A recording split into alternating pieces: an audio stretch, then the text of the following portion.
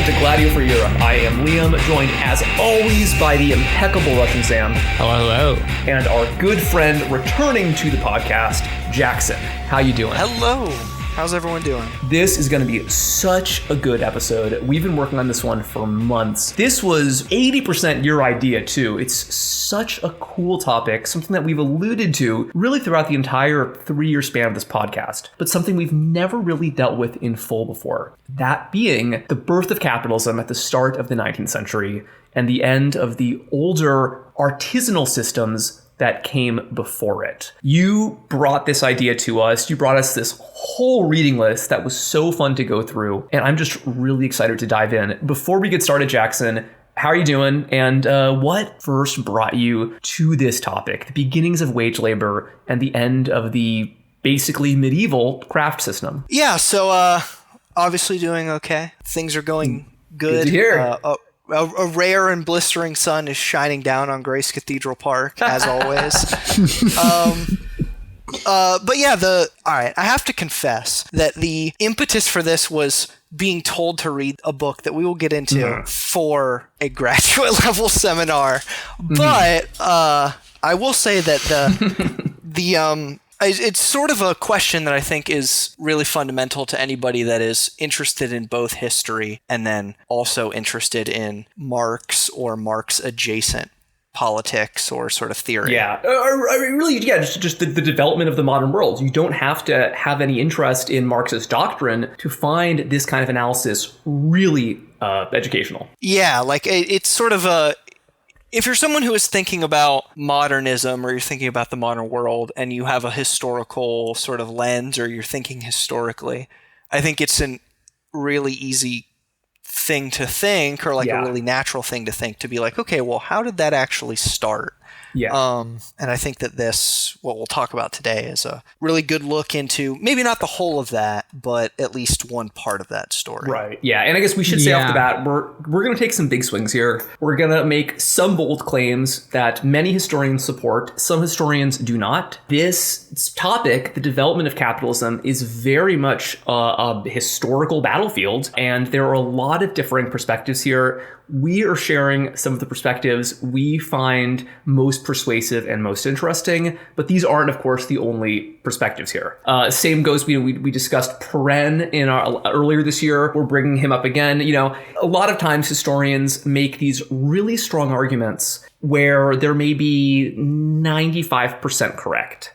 And I think that these are the kinds of arguments we're going to be looking at today. Yeah, and I think it's worth saying maybe at the outset that I would say that we're not really going to deal too heavily with the transition debate. Mm-hmm. That's not really what this episode is so much about as it is about, let's just say this is a loaded term nowadays, but almost sort of like dealing with the lived experiences, if you will, of the people who are living in these times that are sort of transitory between feudalism and capitalism. No, 100%. Yeah, we're going to be doing standpoint epistemology for the artisans. Right. Yes. Yeah, exactly. Yeah. No. This is artisan politics here, and the reason why this episode I think is going to be really fun, even if you have zero interest in economic history, is because we're not going to be tossing a whole bunch of econometric data at you about converting sheets of wool into woolen coats. No, we're looking at the lives of people in early capitalist environments, particularly in early modern Europe and most especially early America, New York City in particular, and what these transitions meant to them. And, the transition to capitalism happened in many different ways and in many different places. We're just going to look at how certain people responded to this. This being the development of wage labor and the creation of the modern world. Because just to really say off the outset, the modern world from a really trans-historical perspective is quite weird, because today nearly everybody on the planet lives by the rules and the pace of the city. You can be in Brooklyn or Bangladesh. Your life is going to be dependent on commercial relationships with strangers, much less dependent on relationships with kin or neighbors. This is not how the world worked for most of human history. Today, the food you eat is probably produced in different places and passes between dozens of hands before it reaches your table. Even if you're a real farm-to-table connoisseur, or even if you live in a more traditional economy where most of your food is produced locally, it's still going to be purchased with hard currency that circulates throughout the entire global economy. And unless you're Ted Kaczynski, you are plugged into this, whether you like it or not. Exactly. Even people in the most deep and remote villages in the Amazon rainforest are almost always still connected in some sense to the capitalized world system. This kind of interdependence feels completely natural to most people today. We rarely stop to think about how unusual it is. But just 200 years ago, this kind of professionalized existence would have been basically foreign to anybody on Earth except for a small population of urban merchants and artisans. Because before the Industrial Revolution, when capitalist markets had not yet spread like a brush fire across all the world's countries, most of our lives didn't follow the rules of the city, but of the village. Because what we really have to underscore here to understand all of this is that before capitalism, most people were farmers. Many of them were landless peasants. This is true in Europe. This is true to a certain extent even in the Americas, in Mesoamerica and Peru, and this is absolutely true across Asia and parts of Africa. This agrarian system that developed in different ways and in different times, but has a lot of interesting trans-historical similarities. Agrarian people traditionally live in small settlements consisting of closely affiliated extended families, usually where they're linked to every one of their neighbors through bonds of marriage, bonds of kinship, and bonds of shared obligation. Life in the agrarian village revolves around cooperation, not because people are particularly selfless, but because working together is completely necessary if you want to survive. And there's a dark side of this, which is that anybody outside of this cooperative system is almost inevitably treated with extreme distrust and oftentimes hostility. And within the village, people who violate any kind of social or often sexual norms will be violently punished. Even conversation in agrarian societies tends to follow its own very strict rules. Just like life, the pace of speech in the village tends to be slow, polite, and resistant to change. Many countries still stereotype rural people as taking their time when they speak, relying on metaphors and parables to make a point. The Arabic spoken in rural parts of Morocco and Jordan is seen as slow and old-fashioned by the fast-talking merchants of Casablanca or Amman. In America, we've got the classic song Arkansas Traveler about a cityfied outsider who wanders onto an old man's farm. He asks, "Do you know where this road goes?" To which the farmer replies, "I've lived here all my life and it ain't gone nowhere yet." Right. And so, although the village was clearly the default since the earliest days of farming, the bounty of agriculture has allowed certain people to live away from the farm in large and concentrated settlements. Going back as far as the Neolithic and the Bronze Age, proto-cities like Çatalhöyük and Old Jericho emerged, where certain residents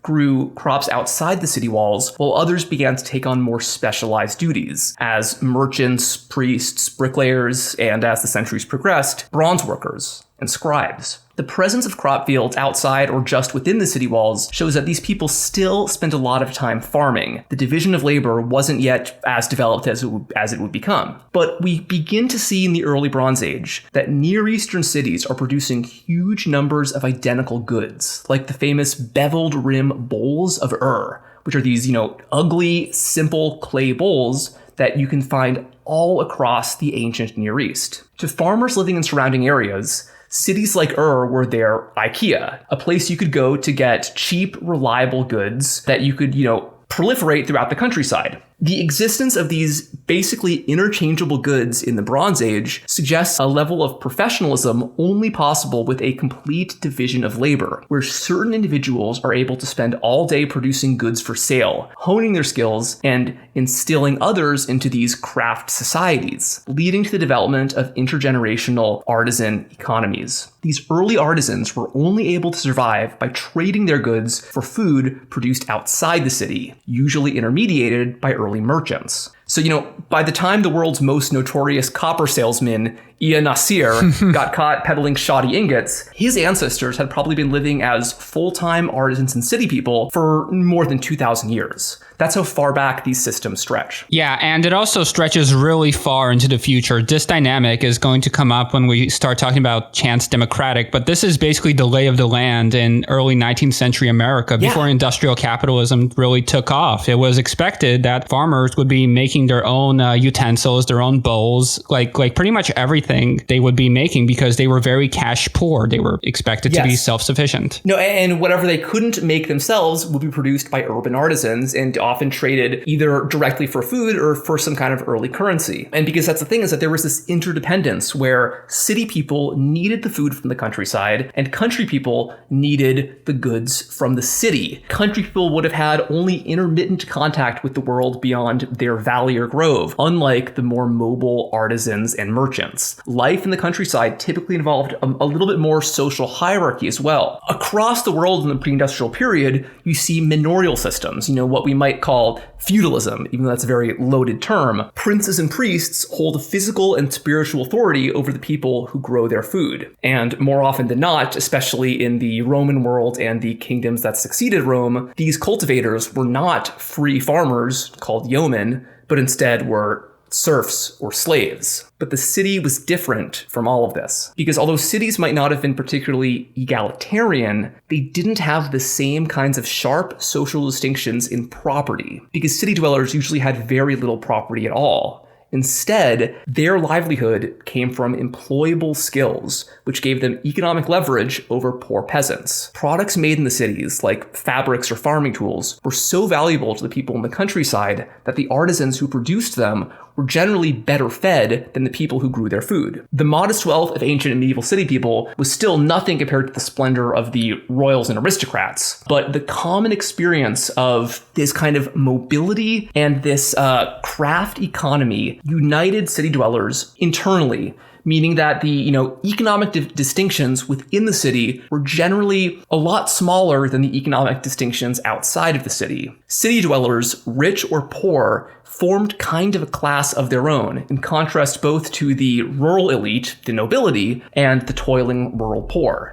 the peasantry. Yeah, and this is where Yuri Slezkine comes in. His book, The Jewish Century, is one that we depend on heavily for this episode. In it, Slezkine argues that the pre-industrial peoples could be neatly divided into these categories of Apollonian and Mercurian. Borrowing a bit from Nietzsche, Slezkine saw the Apollonian people as those who followed the classically heroic creeds of obedience, tradition, and martial valor, while Nietzsche contrasted the sons of Apollo with the children of Dionysus, who care less about social norms and duties and more about having a good time. Slezkine thought that this was a false distinction. A Dionysian is just an Apollonian on the weekend. Really, the great spiritual divide in human history would be seen between Apollo and Mercury. Mercury was the messenger of the gods, of travelers, and of tradesmen, and whose name shares the same Latin root as the word merchant. Right. Slezkine writes that, quote, Hermes had nothing except his wit. Apollo, his big brother and condescending antipode, possessed most things in the universe because he was the god of both livestock and agriculture. As the patron of food production, Apollo owed much of the land, directed the flow of time, and inspired true poets. He was both manly and eternally young, athletic and artistic, prophetic and dignified. He contrasts this with Mercury, the god of all those who do not herd animals, till the soil, or live by the sword, the patron of rule breakers, border crossers, and go-betweens, the protector of people who lived by their craft, wit, and art. Yeah. And so Slezkine creates this distinction to compare and contrast different kinds of human cultures. The Jewish century draws a lot of parallels between the medieval and early modern Ashkenazi Jews to other historically mercantile minorities like the Chinese in Southeast Asia, to the Armenians in the Ottoman Empire, to the Lebanese in Haiti, etc. Yeah, and I think that if anything, my biggest critique is that I think he kind of overstates his case about this being a cultural thing rather than an occupational thing. Because he mentions plenty of examples in his own book of these, so-called Mercurian peoples who are not minorities in any sense. For instance, the Baltic German merchants of the Hanseatic League, the Italian merchants in the early modern period. There's many, many examples. But I think he gets at something really meaningful with this social distinction between those who work the fields and those who work with their minds and their hands. I think there is this really interesting fundamental distinction in occupation that leads to really different social outcomes among peoples who have those different social niches. But Jackson, what do you think? Yeah, I probably share a lot of people's hesitations on Slezkine. He has some weird points where he basically comes out and says that Mercurians are like better people than Apollonians, which is kind of strange.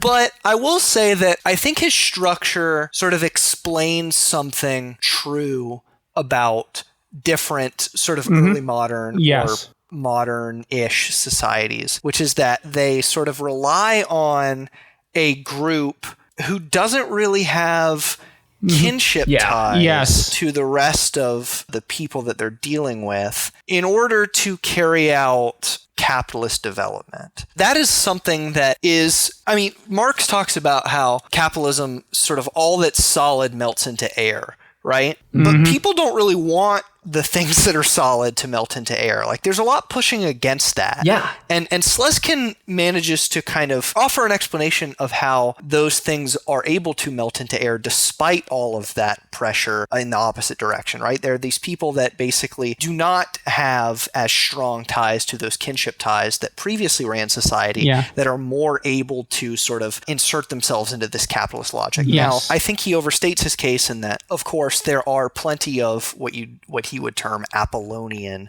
sort of capitalists or Apollonian merchants. It's not a sort of total method of social organization, but I think he does point to something important, which is that like there is an opening for people who have less ties to these traditional ways of living that are able to do capitalism or to start capitalism at maybe not, you know, completely better than or like way ahead of everyone else, but are at least, you know, start on second base rather than starting first. Yeah, well, Slezkine, he is really, going back to this word again, going back to his lived experience. He opens the book talking about how his own family came out of this shtetl milieu, and with the Russian Revolution, they were able to become these intelligentsia types, or previously they had been the kinds of people he's describing in his book. So he does kind of overgeneralize the extent to which the Jewish experience in the former Russian Empire can be applicable to other mercantile minorities elsewhere. But nevertheless, I have to say I'm a huge fan of Slezkine just because he's doing a sort of thing that you don't really see a lot of in Anglo academia, because frankly, I think people are really cowards, where he's not afraid to just like say shit and see what sticks to the wall. You know, he's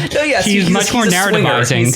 No, that's the thing. Yeah, he is very cavalier in a lot of his claims, some of which I agree with and some of which I don't. But I think that he has a lot of claims that very much hold up, and he takes a bird's eye view of pre-modern societies in ways that I think really clarify how the modern world came to be. And just that being that there was this great social divide between people who work the soil and people who work with the written word and with money. And that eventually the money people, the word people, would be the people who developed the modern world with the development of capitalism, and peasant life would, for better or for worse, I think generally for better, would completely dissolve. But it would be a brutal process that many people would resist fighting for their lives. Slezkine also, he doesn't really come out and say this, but I think if you read sort of in negative, it's really clear in his work. Slezkine is definitely a believer in something that I believe is like a useful lens, which is like structural anti-Semitism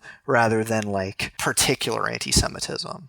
Like he's right. No, and we're going to get into this in a minute. But one thing that's kind of interesting, you see that like peasant attitudes toward Christian merchants have some very surprising similarities to the kind of like, you know, noxious anti-Semitism you even still see today, unfortunately. I think there really definitely is this interesting structural component, and you know that's why like his book is about specifically Jewish history. But what I think is most instructive in it is what he has to say about urban-rural distinctions more broadly, of which there is sometimes an ethnic component, but not necessarily always. What's clearly most true about Slezkine's argument is that Mercurian city dwellers of any kind of background, the vast majority of whom in European history were Christians, had this enormously outsized influence on social development, given how small of a community they were. Not just in the development of, you know, like of capitalistic markets, but also intellectual development. The Renaissance, the Reformation, these were largely driven not by peasants, not even by princes, but by these these Mercurian artisans and merchants. And so Slezkine draws out this distinction pretty clearly about halfway through his first chapter, where he explains that the difference between Apollonians and Mercurians is the all-important difference between those who grow food and those who create artifacts and concepts. And I think that whole thing, the artifact and the concept, they don't really seem to necessarily go together, but when you consider the mobility and the inherent intellectual nature of the merchant and the craftsman, this association makes sense. And if, of course, the urban-rural divide is still hugely relevant today. This is a big part of modern American politics and the politics of many, many countries. But in the past, the difference between farmer and townsperson, or Apollonian and Mercurian, was like the difference between, a lion and a tiger. They were different species. They might have had a completely symbiotic relationship where both depended upon each other, but there was a huge degree of mutual distrust. After the fall of Rome, there was a precipitous decline in living standards, and especially urban living across Europe. We discussed this heavily in our episodes on the Belgian historian Henri Pirenne. The Roman way of life was not eradicated, but it transformed in ways where living in a city became much less usual. And this meant that city people, who had been the backbone of Roman civilization, were now seen as these kinds of almost internal foreigners by farmers, and especially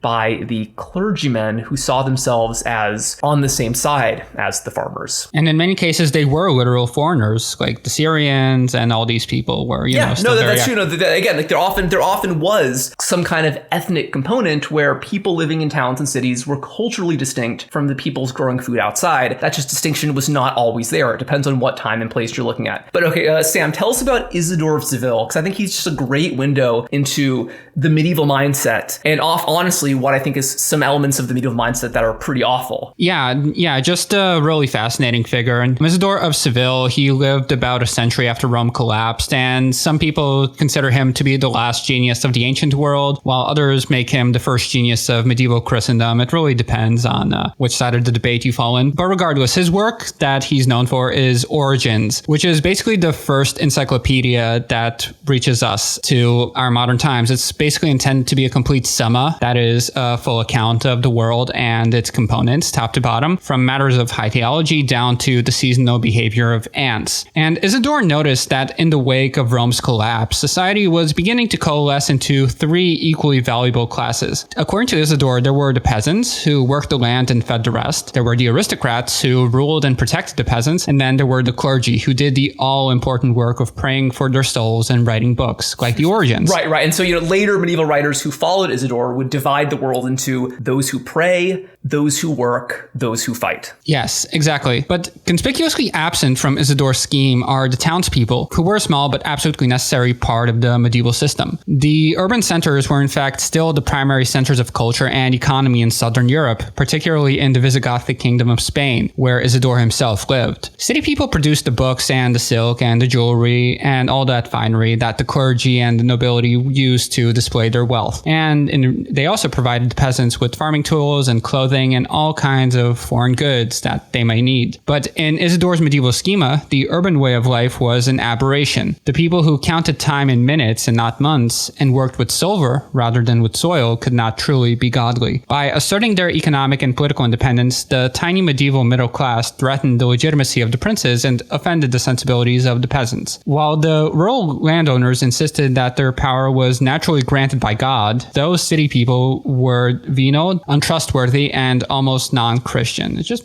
depended on where your material interests lay. Slezkine will probably note that it's not a coincidence that Isidore of Seville was also viciously anti-Semitic. Almost like Slezkine's argument in the Jewish century is he basically argues that Mercurians and urbanites they're not exactly one-to-one the same, but they are that a lot of the same sort of structures that dominate the way that things are talked about in both cases they carry over. Yeah. I think somewhere that Slezkine is sort of lacking, and I think that I think we would all agree that this is his myopia from trying to do a cultural history rather than a economically based history, is that he sort of mistakes a distrust of the city for a distrust of Mercurianism as a cultural phenomena. Yeah. No, and I think it's right. It's kind of, he's showing his limitations as a cultural historian, not a social historian. Whereas, the other historians we're looking at for this episode are very much social. They're much less particular in their analysis. But I mean, like, there's also, like an actual ethnic component here that does need to be looked at, especially when you look at the Eastern European context. Just off the top of my head, in 18th century Europe, you saw a lot of very similar complaints about Jewish merchants and artisans that you would see, for example, in 19th century America directed against the Chinese, where it's like, these Jews, they're clannish, they work and live in these really poor environments. So like, they're not consuming like the rest of us. They're able to outcompete us because they are just monomaniacally set on this goal. So they're not like, fully ensouled, you might say even. And so like a lot of artisan on artisan violence, it had like this very strong ethnic component. And of course, like it wasn't just the Jews, mind you, in Poland of that era. You had like all kinds of these little weird Mercurian diasporic communities. Like you had Dutchmen, you had Scots, like you basically had everyone with their own little cliques. And, it just so happened that the Jews were the most visible component of this. So anti-Semitism caught on in ways that other anti-diasporic sentiments wouldn't necessarily. There's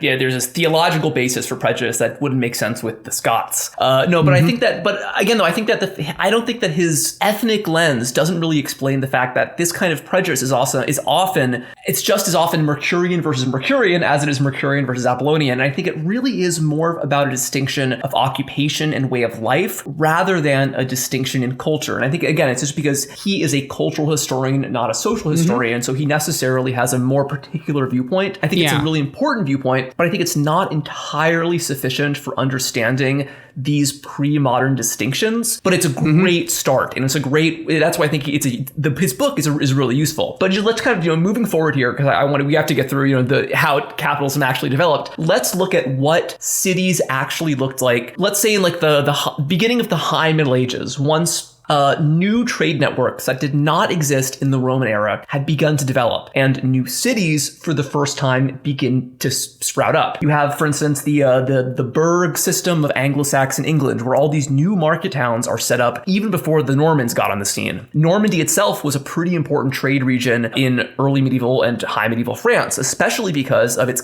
close connections with both England and Scandinavia, where the Normans originally came from. The Danish port of Hedeby was quite important. There were even visitors as far off as Islamic Spain. But the real center of economic activity around the year 1000, really up until the 18th, 19th century, was the Low Countries. The Low Countries, as we mentioned in our Perrin episodes, are, of course, Henri Perrin's birthplace. So he writes very heavily about his own neighborhood, as well he should, because the Low Countries were the most economically productive place in the Middle Ages, maybe second only to parts of northern Italy. But they're so interesting because, unlike northern Italy, which was this continuation of the Roman trade systems of Belgium, the Netherlands, and Luxembourg were basically invented out of whole cloth by these peasants who, for various reasons, created a new life for themselves as merchants and urban artisans in places where no urbanism had existed before. And in his book, Medieval Cities, Perrin talks about how this would have been an incredibly difficult decision for these peasants to make. Leaving behind the stability of life in the countryside to form a new system of urban living is just incredibly risky. You're turning your back on traditional means of food production by making a gamble that you might be able to develop new skills to buy food, when the entire idea of buying food is foreign. And, there's this inherent hostility to urban living. One thing that you want to underline, Jackson, is that many people often see urbanism and the shift from, peasants into urban workers as this natural development, and often a very unilaterally positive development. But this Right. We'll get into this a lot later. This is sort of a hobby horse of mine. This is a sticking point for me. But there's like a narrative that goes around these days, but also in the 19th century and even in the 18th century, that urbanism, especially proletarianism, is on the whole is a positive. And there's been a lot of debate among historians about whether that was objectively the case. I don't think we'll get as much into that in this episode, but something we'll talk about a lot later is that for a lot of people, even if that was true in the objective sense, it was not felt that way. It was really not felt as a it better fucking thing. sucked. It sucked. It was not a life that they wanted to live. And even if the life that they were thinking of going back to was worse in every way, nevertheless, they thought about going back to it. But we'll talk about that a little more later. Yeah, no, for sure. I think that, I just kind of moving on to the kind of understanding the medieval system and how it developed. It's that, generally speaking, as we mentioned, social distinctions within cities were surprisingly small. There was no really urban nobility for the most part, with only a few exceptions, which meant that rich people in a city, the only distinction between them and poor people was material wealth. Ancestry, privilege, legal rights didn't matter in the same way. And in a sense, they were all in it together. They knew that they shared these bonds of values and bonds of economic interdependence that they didn't fully share with people living outside the walls, whether princes or peasants. And so there definitely was this sense of urban civic identity that we see across the Middle Ages, especially in the Renaissance in Italy, most famously. And that there's a kind of this, it wasn't understood in these terms, but it's the beginning of what we might consider this kind of class consciousness of the middle classes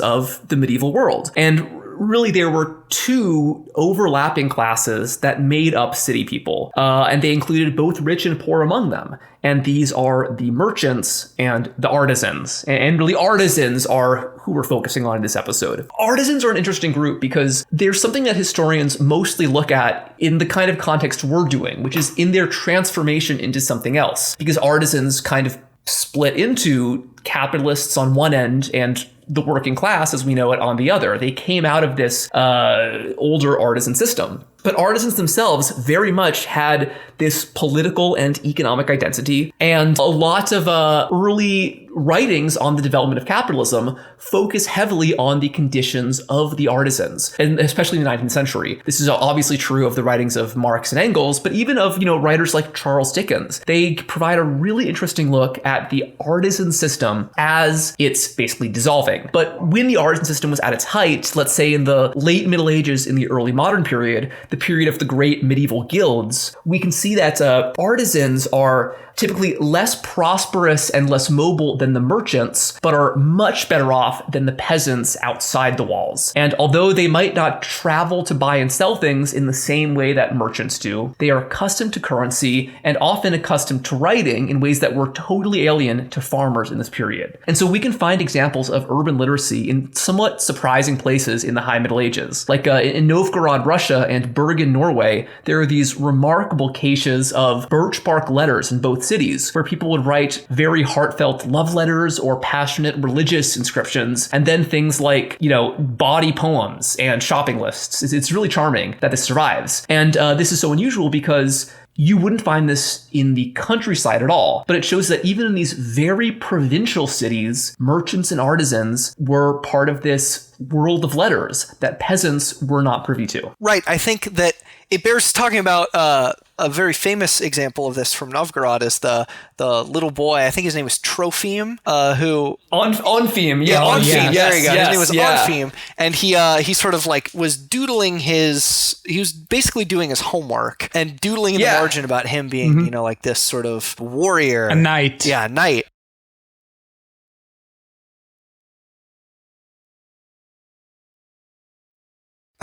Exactly, and I think that's really cute and it's really endearing, and I think it sort of gets to the sort of the maybe the all men are brothers-ness of history, but it also gets at the fact that Onfim, we don't really know much about him. We do know that he was literate, or at least becoming literate, and that is not really something that anybody in the countryside would have the opportunity to do. No, absolutely, and in the early Middle Ages, even the aristocrats were not literate.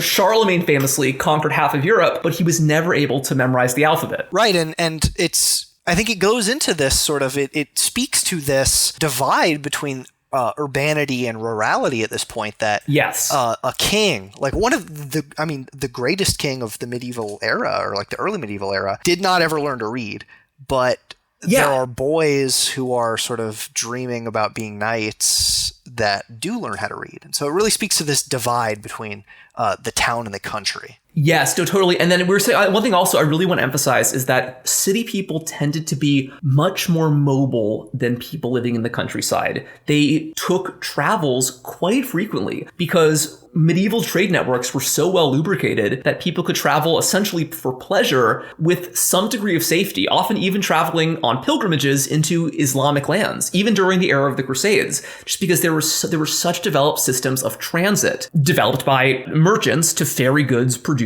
by artisans. And so often even people from less wealthy backgrounds were able to make use of these connections in ways rural people generally could not. There's a great example of this one English townswoman from the end of the 14th, beginning of the 15th century named Marjorie Kemp, who does not seem to have been particularly wealthy. She was the daughter of one middling merchant and the wife of another middling merchant, but in her lifetime, before the age of, I think, like 45, she had traveled to London, Canterbury, Venice, Jerusalem, Rome, Aachen, and Santiago de Compostela in Spain across 3 different trips just for her own spiritual fulfillment. You know, and like, even though we mentioned how city people were seen as ungodly by priests and peasants in the countryside, they absolutely did not see themselves this way. And city people were extremely concerned with their own immortal souls, possibly because they believed working with money was somehow not godly. So they were especially worried about being good Christians. We shouldn't be surprised that the greatest hunger for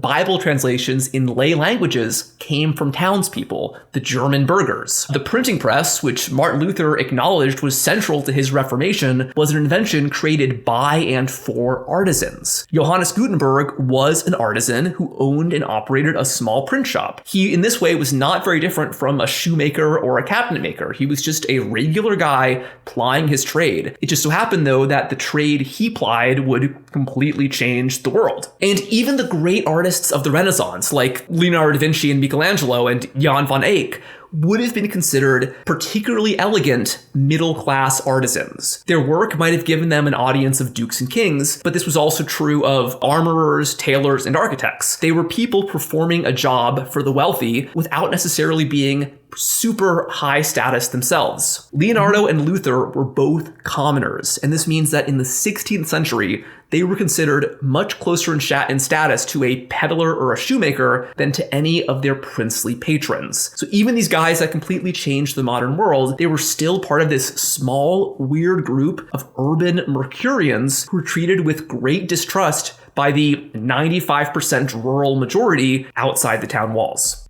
Yeah, I think you have said something in the past about how Holbein, who produced these really beautiful portraits of the nobility of England and the Low Countries in the sort of Age of Reformation. Yeah, in the Tudor era. Yeah. Was essentially seen as a plumber. Like a guy you hired to do a job. Yeah, no, we're always talking about Wolf Hall on this podcast because, man, dude, the books are so good. The show is great. The new season of the show just started, actually. But it's I think that Hilary Mantel very much understood this distinction between prince and artisan, what we might call, Mercurian versus Apollonian. And, Thomas Cromwell, he is a guy whose father's a blacksmith, who is very much this mobile, intellectual guy who works with, not because of his power is not based on his connection to the soil or his connection to any ancient pedigree. His power is instead simply based on his own abilities, incredibly Mercurian. He famously declined the chance to fabricate a family tree, making him a nobleman. He wanted to insist that he was just a guy who happened to be very skilled. The same thing is true to an extent of the painters and the astrologers of humble background who were active in King Henry's court. It's really interesting. And, this is going way, way far afield. But I think that one of the most interesting transformations of the early modern era, the development of absolutist monarchies, basically involves Mercurian advisors and merchants taking on the social authority that was previously held by aristocrats under the king. and really streamlining the hierarchy of power in medieval Europe in something that was arguably historically progressive, or at the very least, much more efficient, and led to the development of much stronger states. But hey, while we're talking about hierarchy, Sam and Jackson, tell us about what the artisan system actually looked like. Because this is, we really have to get into this, and we haven't even discussed yet what an artisan is. Right. Okay. Yeah. So we're dealing with three major terms here. These are the master, the journeyman, and the apprentice. On the lowest rung of the social ladder, you had the apprentices, who were basically the students. They were unpaid laborers who often boarded with the families of their masters while they learned the craft that they were studying. These were the unpaid interns of the day. Mm-hmm. After that, you had the journeyman. Once an apprentice got some training, they became a journeyman, who was, someone who was paid a wage, but he was usually an independent craftsman unto himself. He wasn't really proletarian per se, because there was an expectation of advancement and possible profit sharing. The journeymen were expected to be young unmarried men. They often lived with their master and his family, just like the apprentices, and it was very common for an apprentice to marry his master's sister or daughter, which would legally sort of bind the family together with a very real kinship tie, and securing the future of the business. Exactly. Yeah. And so the thing is, so apprentices and journeymen often were spiritually and physically connected to the family of the master. And the master, that is the tip top, the tip of the iceberg of the artisan system. They were always a small percent of artisans, but they were the people for whom this system most highly supported. Many of them would become the first capitalists, because these were guys who owned their own workshops and were legally and economically at the top of their game. They had specific legal privileges not afforded to journeymen, and they also tended to be the most successful at their trade. So it's unsurprising that as we move into the 19th century, many masters begin no longer taking on apprentices, no longer promoting their journeymen to masters, and instead begin hiring wage laborers and find themselves becoming the first generation of capitalists. Yeah. Wilentz talks about this moment, and it was a really messy transition. You had a lot of people, for example, complaining about the fact that, traditionally the apprentice was in the master's household so he can actually learn the craft, but increasingly the masters by the 1820s, by the 1830s, were viewing these boys as just like free labor, not really teaching them anything, so they can't actually rise above their rank and challenge them later on, So this was what proletarianization looked like in practice. Yeah, it's worth saying that this system is, for good and for ill, in both senses of the word, very paternalistic and very paternal. Yes. Right? It's the master is the father, and in some instances can be a good father, there are plenty of good fathers, right? And so the master can occasionally be a very good father, but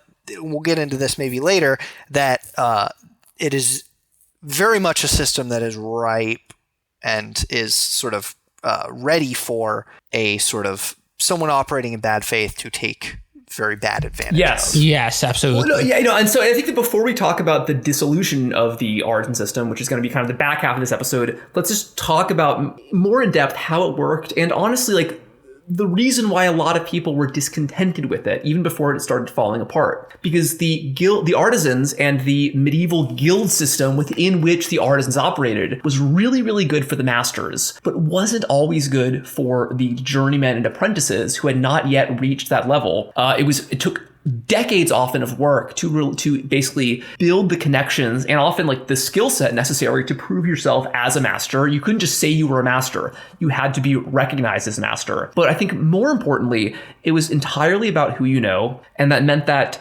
many, many people who lived in the city and were very Mercurian in their own way were totally barred from taking part in the system and were relegated to much more menial jobs. These included ethnic minorities, these included women, basically always, and this included country people in many cases. Recent immigrants from the countryside who were completely culturally and identically and linguistically the same as the city people, but they came out of this Apollonian milieu, and so even if they might have been these, really ambitious, grasping wannabe merchants or artisans, they were not allowed to break in because they were not trusted. They were not given any jobs. Yeah, maybe a more contemporary example, just to give our listeners a reference point, would be like the Okies in California in like the Depression years. Totally. Yeah, no, exactly. Yeah, like there was, the same way there was prejudice against, rural people in the 20th century moving into cities, there was much more of that in the medieval and early modern period. And the guilds were very strong,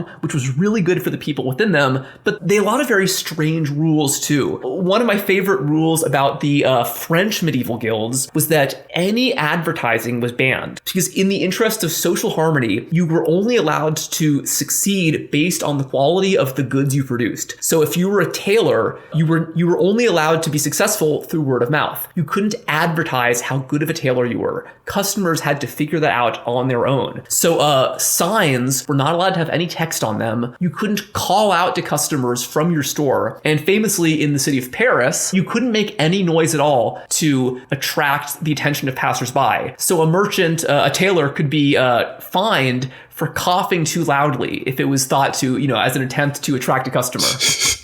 Just coughing aggressively at a customer to get his attention.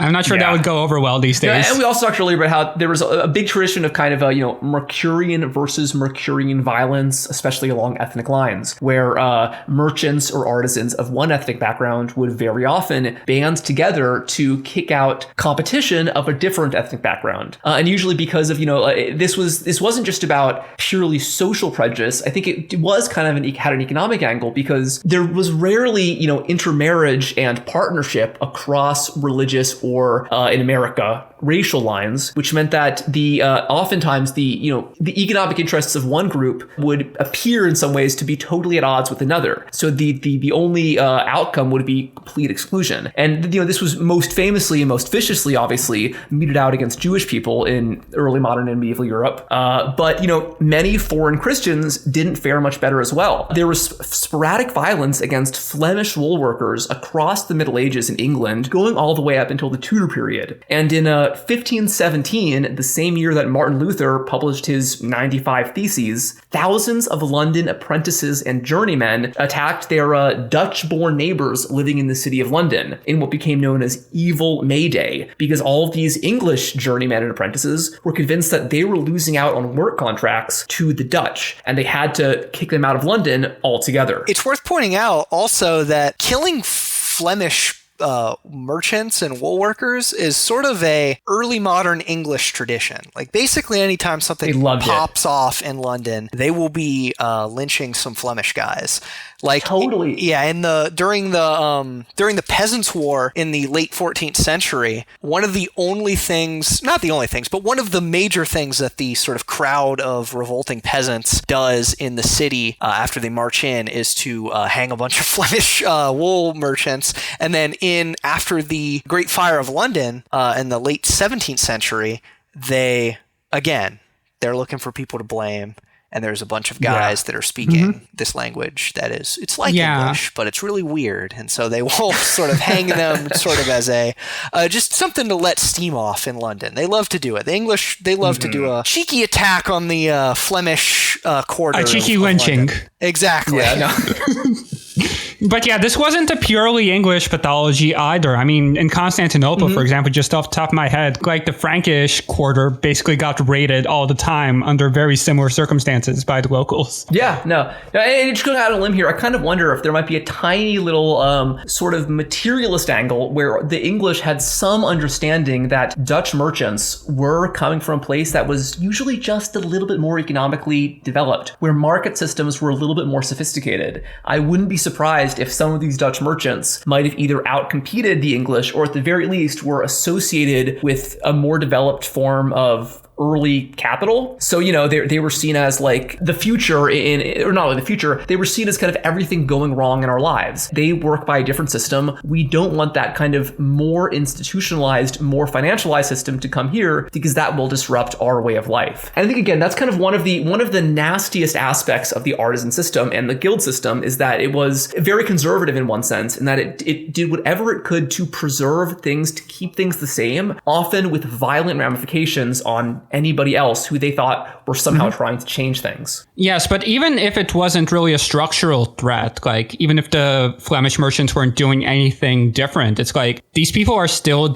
your direct competitors. So it's like if you're able to whip a mob up as like, you know, you're an English master and you see that like your market share is going down because like these people speaking this weird language that almost sounds like English but isn't English are all around. You can just like, you know, tell your journeyman that these people are like taking food out of their mouths and just rile them up, and that way, you know, drive the competition out of town. And no, exactly. And speaking about driving out competition, like, you know, the prejudice against country people, you know, it was almost as vicious as the prejudice of country people against city people. And that one thing that Henri Pirenne talks about is how medieval cities tended to have very fiercely guarded privileges within their kingdom or duchy that ensured that certain handicrafts could only be practiced by urban artisans and not artisans in the countryside, because they were so terrified about any kind of competition from these strange Apollonian outsiders. He describes this as kind of this monopoly which guaranteed their existence, where these cities would be loyal to their king, who they often had very little in common with economically and socially, in exchange for protection from peasant competition, basically. You know, I think that this is kind of not irrelevant to the fact that if we briefly skip forward to the beginnings of capitalism and the end of the system, the first capitalistic factories were not opened up in the big trading cities. It wasn't in London, it wasn't in New York, it was instead in unexpected remote places like Lancashire, like Lanarkshire in Scotland, or Lowell, Massachusetts, where there wasn't as much artisanal guild style labor power. All right, you know, and I think on the subject of this kind of urban-rural mutual distrust, let's talk briefly about, I think, my favorite example of internal divisions within the artisan system, the kind of most explosive clash, even more, I would argue, than Evil May Day. Sam, do you know much about the Ciompi Revolt? No, I don't actually. Well, Jackson, are you familiar? Because it's one of my favorite aspects of, like, Italian history. Yeah, it was, we can go into this, but it was kind of a... sort of a beta uprising in Florence. Yes, it absolutely was. So basically, in very short, there was this infamous labor shortage after the Black Death, which had very interesting ramifications on the development of the European economic system. And the city of Florence, which would eventually become really the heart of the Renaissance, was suddenly flooded by these new peasant-born wool workers who knew that there were jobs to be found in the city because so many people had died. These guys were known as the Ciompi, which might have been some kind of onomatopoeia based on the sounds that their shoes made. It might have been based on some verb for like beating wool or something, I don't know. But in any case, these were, like you said, they were betas. They were poor, unmarried, basically friendless young guys who came into Florence from the Tuscan countryside without knowing anybody. They had no family ties. They had no economic ties to the guilds, but they were real Mercurians. They really wanted to get ahead. They were ambitious. They were driven. They really desperately wanted to be part of this artisan system. But the existing families in Florence, like the famous Medicis, they looked at these guys and they probably smelled these guys and they said, yeah, no, get out of here. And so they totally discriminated against the Ciompi, who again, these were like these young, restless young men. And after a few years, the system became kind of unstable. They were taxing the Ciompi beyond what they could pay, and very few of the Ciompi were being admitted into the Florentine guilds. So they decided if these powers that be, which they called the Popolo Grosso, the fat people of Florence, if they're not going to help us, then we're going to help ourselves. And eventually there was this violent uprising in the city of Florence led by the poor. They had these mysterious anonymous leaders calling themselves the Eight Saints, who actually successfully took over the city briefly. They set up their own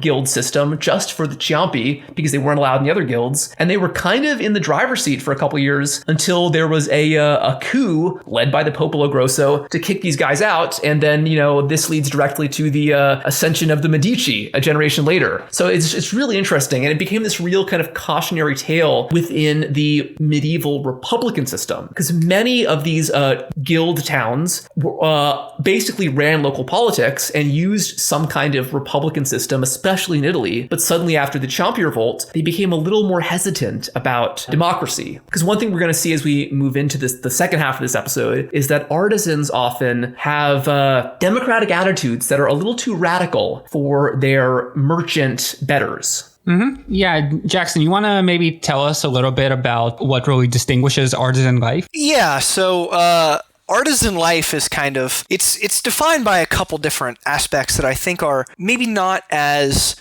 relatable from a sort of modern, contemporary 21st century standpoint. Well, I disagree, actually. I think this way of life is actually making a comeback with freelancing and all that stuff. It's much more present than it was in our parents' generation. The podcasters certainly have reclaimed some of this. But in any case, the artisanal way of life is defined by a couple sort of different features. The first one is that it is mostly self-directed. Yes. Yeah. Artisans are able to essentially direct their own work days by themselves. Oftentimes lower sort of journeymen that have just graduated from apprenticeship, they have to consult with their masters on it. But for the most part, they get to decide what the actual work day is going to look like. So things like breaks, meals, sometimes reading the Bible, or even performing literature. Wilentz in Chance Democratic talks about a guy who would entertain his compatriots by reciting Hamlet and Romeo and Juliet from memory while they worked.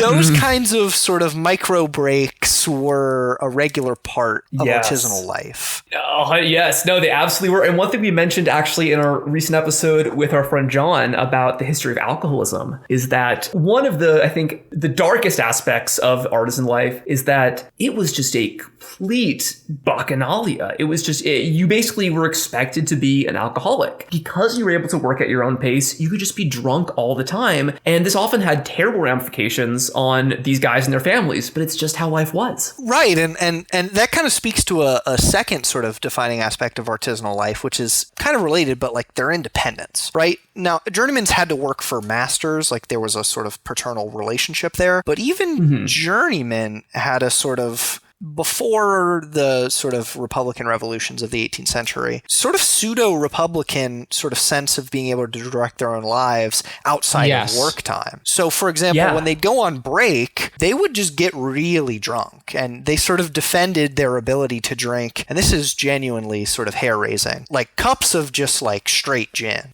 Like an entire tankard full of gin to be drunk on your work break, which is not my idea of a good time. But they were something that they sort of passionately defended their right to do. Right. No, and like, guys in New York, they, in addition to drinking, they tended to be a pretty rowdy bunch because, they lived by their own clock, which, and they lived by their own rules. So like, open patronage of prostitutes was very common among artisans. Going to bull baiting and cockfights and attending like other kinds of blood sports were basically totally accepted, especially among like the sometimes they just get very rowdy and go around skinning cats on the street, that kind of stuff. Oh no, that's crazy. Well, because I think like the journeymen, they were basically like the like football hooligans of their time. Just they, instead of being, organized by like a sports allegiance, they were organized by this kind of proto-class consciousness where they had this similar economic condition, and they were mostly unmarried guys in their 20s and 30s who didn't really have any obligations beyond supporting themselves. Right, 100%. And honestly, something that I think is sort of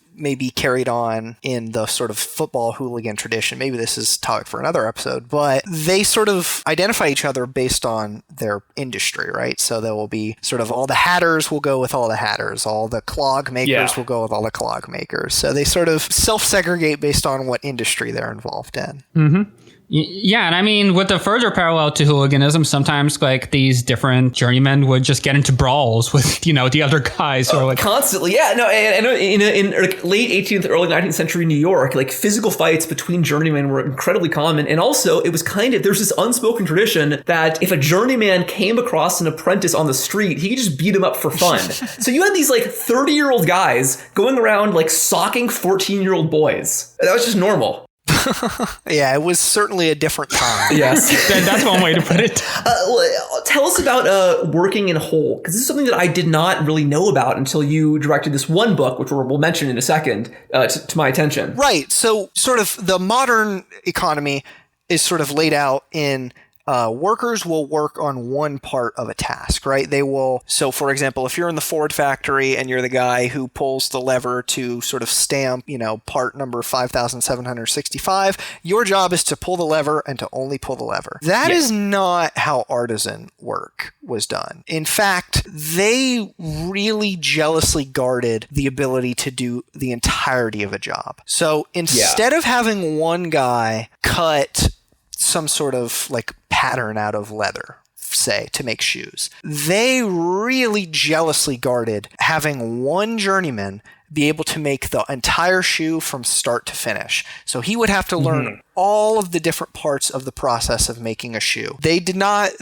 really did not want to have that be broken down into separate tasks. And eventually, and we'll get into this, the masters, sort of proto-capitalist, sort of marketized masters, start to get this idea to convert their work into piecemeal and these sort of what come to be known as sweated workshops. The journeymen violently opposed this, and in some cases, actually physically violently. Yeah, and I mean, this is what Adam Smith was talking about, where he described how, like, with the division of labor, you can have, like, a factory making, like, 10,000 pins in a day versus if it's just one guy making the pin through the day, then it's just, like, like, he'll make a couple of pins. But just, like, these increasing fragmentations of, like, duties within the workshop, you're able to create much more surplus, which is good for the consumers, but it's very bad for the producers, as we're about to get into.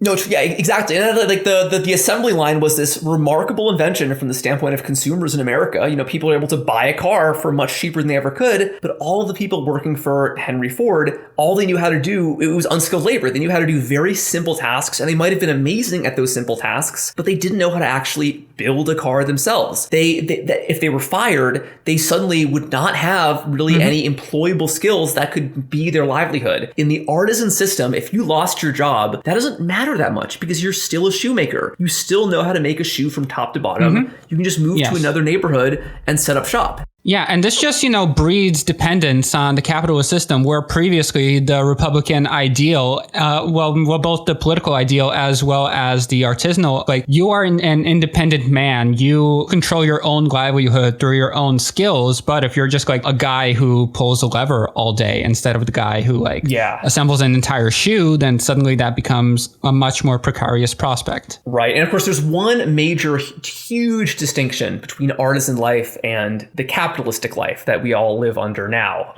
Jackson, if you want to go into this one, because I think this is really the linchpin. Right, and this one is sort of maybe the most alien to the modern observer, which is that artisans are kind of profit agnostic, right? They're not against the idea of profiting. In fact, they all kind of would like to profit, but they were happy to profit, but they were ultimately not primarily concerned with profit, right? Profit was not. It was about subsistence. Exactly. They were like in the same way that, like, people living out in the countryside, whether you're in America or Europe, they saw themselves as subsistence farmers, yeomen who only made enough to feed themselves, but hopefully that was a lot. Guys in the city, they were like yeoman urban workers, yeoman artisans, where they only wanted enough to support themselves, but what they thought was enough to support themselves might have been quite high. Right, they wanted prosperity, but they didn't necessarily want like overawing wealth, right? They didn't want to be and there was this there was and then again, like, there's just, as late as like early 19th century New York, there was still this kind of anti-competition sense. Undercutting somebody by working for lower wages or even working for too long hours was seen as like unsportsmanlike. You were not supposed to outcompete your fellow artisan. You were supposed to charge, what do they call it, like the customary price or something for anything you sold. And it was also, because it was based on subsistence, it was totally acceptable until the early 19th century to accept payment in the form of a bottle of rum or a turkey instead of hard currency because you were just going to spend that on that anyway. Right, and it's worth noting that like the traditional, when you say traditional, you kind of maybe get this idea that it was sort of like in everybody's heads or whatever, or like something that sort of is kept socially. But no, like the artisans actually had like a really developed system of traditional prices for goods. E.P. Thompson, who we'll talk about his book a little bit in the coming sections, but he wrote this book called Making of the English Working Class, which is sort of similar to the Wilentz book about New York, but in the British context. He talks about how in London, in this time period, artisans like had their own book that listed the traditional prices for certain goods and services. So like if you were wondering like, hey, I'm a glazier, I need to make someone's windows, how much should I charge them? That you didn't just have to know that. Like there was like a written record of what the artisans considered a sort of sporting fair price that everybody could agree with. Yeah, and I mean, this really continues to this day. I mean, right now we have a lot of talk about tariffs, talk about the 19th century, and the bone of the matter is that like Chinese production processes are just like so much more efficient that they're able to give us consumer goods for much cheaper than equivalent American factories would be able to. So it just looks like unfair competition to the manufacturers here. You know, it's like, well, what do you mean the Chinese are flooding the market with their cheap little trinkets? Why can't I sell my trinkets for a much higher price? No, and especially, you know, this is outside the bounds of this episode, but industrialization just caused that on such a huge scale. Suddenly, if you were a shoemaker, factory-made shoes were just like able to outcompete you like 100 to 1. There was just nothing you could do. So especially in the later 19th century, that's really when so many artisans just had to completely call it quits and get a job as a factory worker, if they could get a job at all. But I think that really, you know, there's one text that we're basing basically most of this episode on, especially in the second half. This is really what gave Jackson you the idea for this episode. It's such a fun read. It's a little bit dry in parts, but it's an introduction to a world I knew nothing about that now I find so interesting. And that is, of course, Chance Democratic by Sean Wilentz, a really interesting 20th century historian. He's still around today. He's a lot of YouTube lectures. He has a lot of strong opinions. He's sometimes a political commentator these days. He has this very interesting kind of pro-labor bent, and he looks at early labor organizers and early artisans in a very non-condescending way. And he explains that these guys, especially in early 19th century New York, were absolutely conscious of themselves as an artisan class, knew that capitalism was developing, and vehemently opposed it with all the means in their capability. Yeah, so kind of embarrassingly, sort of got into Wilentz through a course in graduate school about the sort of class as like a lens of historical analysis. So reading all the sort of canonical works of sort of class history. And this one kind of stuck out to me because, you know, I think if you study history, especially if you study European history, you get a sense that class is a driving factor, maybe the driving factor, way more. You are way more exposed to that as like the driving factor of European history. American history, that is not quite as much of the topic, right? If you are going to study 19th century history, you're way more likely to study sort of the expansion of democracy, maybe study the marketization of the economy, maybe study sort of slavery as it interacts with both of those things. But Wilentz, I think, does a really good job and a really interesting job in a way that has, I mean, I think I speak for everyone here, has lodged itself within my brain, of sort of making New York of the 19th century this sort of, you can insert a sort of clip from Gangs of New York here. We've got the Daybreak Boys and the Swamp Angels. They work the river looting ships. The Frog Hollow Shanghai sailors down around the Bloody Angle. Short Tales was rough for a while, but they become a bunch of jack-rolling dandies.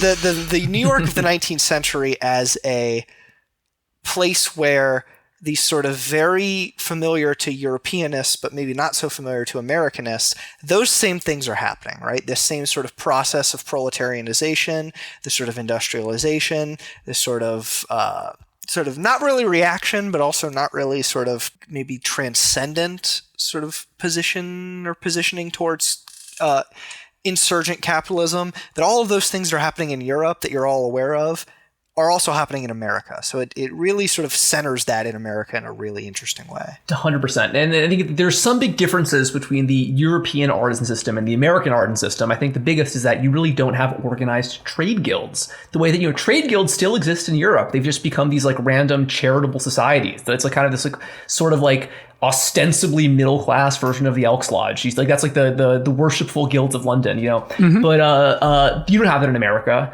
And in America, it's much more of a blank slate. So early artisans are able to very quickly stake out their ground and establish their own system. That's not a guild system, but it's still exclusionary. It's still this kind of labor cartel imposing artificial scarcity. And you also have the really unfortunate element, even in the North, of slavery, and especially in the North, indentured servitude, where totally unpaid workers are in a way incorporated into the artisan system without ever having any means to advance within it. This is obviously terrible for these guys. They're performing slave labor, but it's also in a way bad for journeyman workers because they have to compete against people who are unpaid and will probably work for their master forever without any expectation of advancement. So even before the development of wage labor, you have these kind of internal pressures sort of cracking up the artisan system as soon as it arrives in America. Facing exclusion from the artisan system and depressed wages. If we look at by the 18th century, in the decades prior to the American Revolution, journeymen are increasingly dissatisfied. Many of them will leave the new cities of New York and Boston to find a life in the countryside. Sometimes as rural artisan, the word tramp actually comes from rural artisans who left the city to tramp around the countryside looking for work, often unsuccessfully. But a lot of them would rather become yeoman farmers in the backcountry. We never really think about urban to rural migration today. It's not very common in a modern context, but this is basically the story of westward expansion. It's disaffected urban workers who can't hack it in New York or Boston or Philadelphia, so they go out into the West. This led to, of course, violent, terrible conflicts with Native Americans as these urban workers were occupying land that people already lived on. And it even led to tensions with the British Crown because the Brits wanted to maintain warmer relations with powerful native tribes. They didn't want random journeymen going out and stealing their land and destabilizing these relationships. And then relations between the artisans and the British Crown, even successful artisans, continued to sour across the 18th century in the later colonial period because simply because America's cities were so prosperous that they were an obvious source for taxation. After the 7 Years' War, the British government was completely indebted. They needed a way to pay for their war debts, so they began squeezing American artisans and merchants. Additionally, with the French out of the way, and even many Native American allies of the French significantly weakened, American settlers felt like they didn't really need British help anymore to the same extent. So beginning in the 1760s, a decade and a half before the American Revolution, you begin to see a lot of agitation for the issue of independence almost entirely within artisan circles. For instance, Paul Revere was famously a silversmith. Samuel Adams was a malter who, was a kind of like a brewer, basically. And Benjamin Franklin was kind of like the international god of artisans in the 18th century. He was this independent manufacturer who made these various useful inventions that were purchased even as far off in Europe, like the Franklin stove, and really made headlines with his various experiments that he did on the side. Something to keep in mind about the American Revolution, I think that American Revolution historiography is a really contentious area, maybe best left for another day. But I think it bears repeating your point about how the real engines of the revolution, before it reaches the sort of military phase, and there's all sorts of things that we could talk about the sort of nature of the revolution after it reaches the military phase. But before it reaches the military phase, it is mostly a phenomenon of these sort of port cities in Yes. the Northeast that are the most heavily artisanal. Absolutely. No, and this goes back to the kind of the New Deal era. Historians in the 30s and 40s who really first began looking at American history through the lens of class. One of their biggest topics of interest was the American Revolution, because, it's where all this started. There was this early recognition that artisans were a self-conscious group, and they were the group most likely to be involved in independence. A lot of talk now is about the role of Enlightenment intellectuals and Southern planters in the American Revolution, but they really didn't take the driver's seat until after the wheels were already turning. And the wheels first began to turn because of these disaffected artisans like Paul Revere, whose interest in independence were really much more about small-scale economic issues than any high-minded concerns about democracy or nationhood.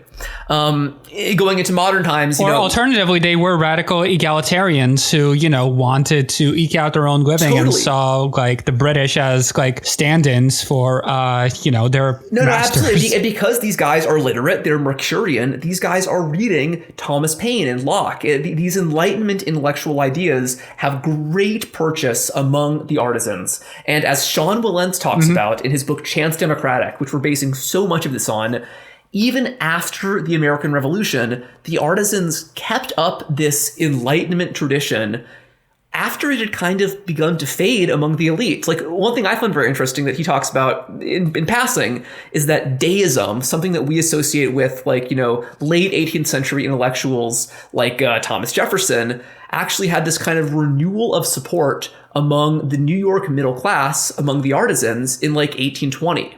This kind of really interesting resurgence of Jacobinism, as he would call it, in the post-Napoleonic era. Well, deism is really the ultimate artisan sect, just because it's, God as watchmaker. Yes. Yeah, God is an artisan. Yes. And it's worth saying that we talked about Thomas Paine. Thomas Paine gets brought up as he's this Enlightenment figure. Yeah. He writes Common Sense. He's, every sort of, if you're paying attention in high school history in America, you're going to learn about Thomas Paine. Yeah. But he has a career after all of that where he is essentially the English language Jacobin. Yes. He is the guy who expounds on the sort of French Revolution ideology for English language people.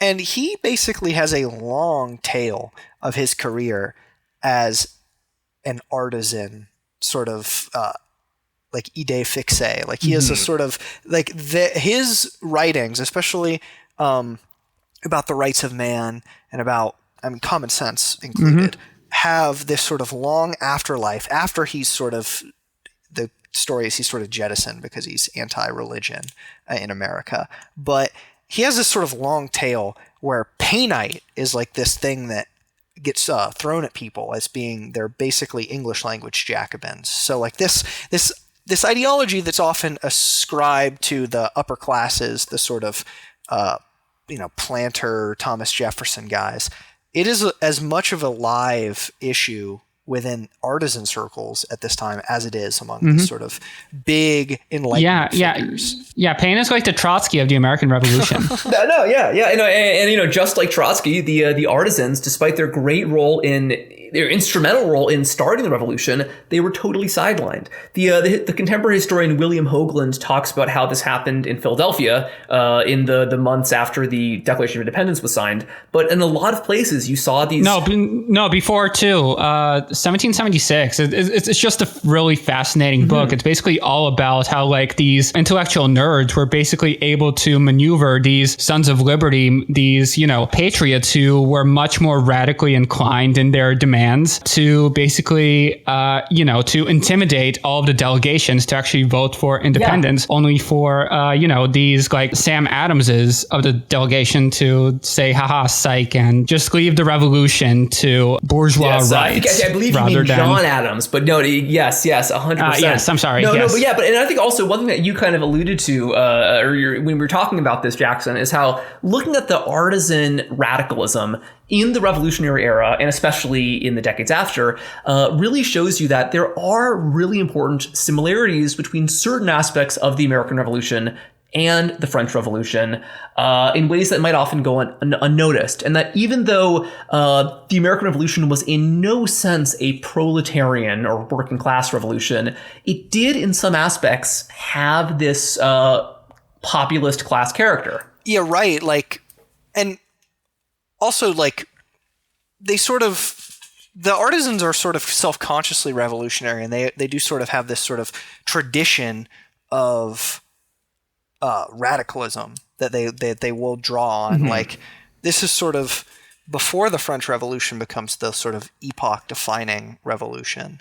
The English Revolution, the sort of Cromwell, Roundheads versus Cavaliers fights, are as much of a live wire in the discourse as what we would think of as the French Revolution is in ours. And artisans are aware of this. Like, they are aware of the English Revolution. Yes. They see themselves as inheritors, oftentimes, of the Roundheads. Wilentz talks about, in a sort of local election in 1830, artisans who are partisans of the sort of artisan class party, the working men. Mm-hmm. They basically protest vote for like heroes of the English Revolution. So like some people will vote for Praise God Bare Bones as sort of like a protest vote. It's sort of similar to like I don't know, voting for Marx, Engels, and Lenin as in today's sort of parlance. No, absolutely voting for Hawk Tour.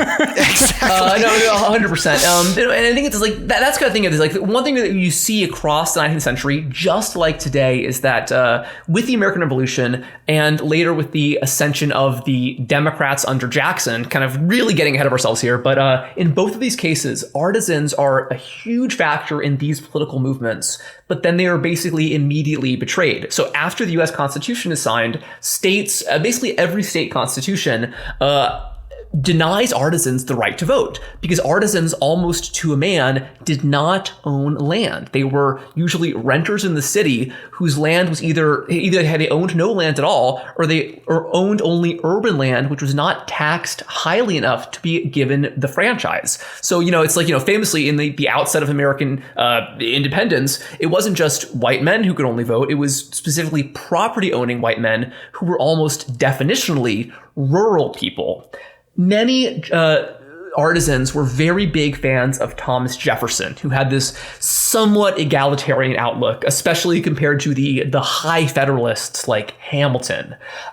Jefferson really advocated for more democratic participation in society, and he claimed to stand for both the small farmer who could vote and the artisan who could not. So for this reason, even though artisans could not formally participate in politics, they had a lot of mass agitation in the early American period after the Revolution in favor of the Jeffersonian Party, the Democratic Republicans. And for this reason, this artisan association, support for the Democratic Republicans in the late 18th century became sort of synonymous with support for the French Revolution, which fiercely divided the guys who had just won the American Revolution. Yeah, and I mean, there's also a really fascinating dynamic here where this discourse, it sort of, points towards the idea, and of course, this was a very contested idea, that the American project was the first worker state of some degree, because that's what the Jeffersonian vision really is. It's, like the yeoman farmer or the artisan in the cities who, ekes out his humble living in a relatively egalitarian milieu with time to work on their own virtues. And I would argue that, in practice, American society never in any sense can actually be considered a worker state. However, all these artisans, especially in New York and Philadelphia, they thought it was supposed to be. Yes. And they had this understanding of what Wilentz calls artisan republicanism. This was true even with the signing of the Constitution, which basically, screwed them over. It discluded all of them from voting. They still supported this American ideal because they were convinced that because they had, agitated for this, because this was their movement, it was going to support them. But as we're going to see, the artisans are going to be betrayed again and again and again. The artisans will become big supporters of the Jacksonian movement about 20 years after the Jeffersonian period. It's under Jackson that the artisans, as non-landowning white men, first gained the right to vote, which is a huge victory for the artisans. Suddenly, urban politics is completely transformed. One thing that immediately happens is that New York City was previously mostly controlled by by the Adamsites, supporters of John Quincy Adams. Suddenly, all of the artisans can vote. Those guys are instantly voted out of power. And Tammany Hall, which we've discussed a few times before, is first set up by these basically early Jackson supporters known as the Bucktails, who would become the Democratic Party. They were called the Democratic Party because, at least when it came to white guys, they were Democratic. They supported the growth of the franchise. But at the same time, as soon as Tammany Hall got set up, Tammany Hall became basically identical to the old Adamsite system, and the artisans, despite now being able to vote, were really not much closer to the real levers of power than before, and this is now 1830. Right, and I think something that Tammany Hall sort of exemplifies, which is sort of a really key thing to understand about American politics at this point, is that societies, separate from parties and separate from sort of organizations that we would know today, are the driving factor in the politics of America. Yeah, they're kind of the Democrats start out as an Elks Club kind of thing. Yeah, literally, the de Tocqueville's sort of democracy in America is basically about this, the fact that American democracy at this point is defined by societies, right? And some of these societies, like Tammany, are they are democratic in the sense that you don't have to be born into them. They're democratic in the sense that, anybody with money can be a member. They're democratic also in the sense that they do this sort of classic, gangs of New York. They'll give you a turkey on Thanksgiving. They'll sort of give you free liquor on election day as long as you vote for them. But also, the societies like Tammany include a lot of people that initially cannot vote and that eventually do become voters and sort of maintain their sort of allegiance as a result of their inclusion at earlier times, right? And these societies, they sort of channel discontent towards moneyed interests within places like New York City, right? Tammany Hall is in charge of the politics of New York City in a way that they sort of get to that position by denouncing the sort of moneyed, aristocratic interests within the city, right? They sort of are.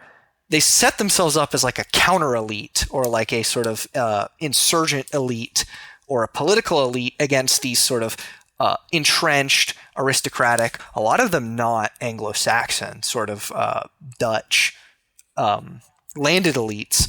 That is a major part of the sort of politics of a city like New York City at this point, and of America as a whole.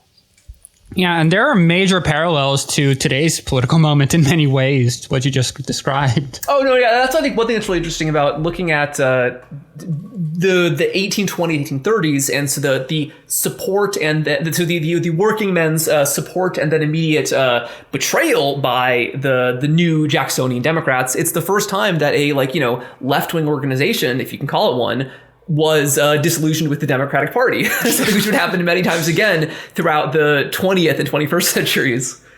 Right, at the birth of the Democratic Party too, which is yeah, exactly. No, it's in the earliest moments of the Democratic Party. Basically, the artisans supported them. They really were interested in Jackson. Then quickly found out that Jackson had no real interest in them. He did give them the right to vote, which was that's genuine.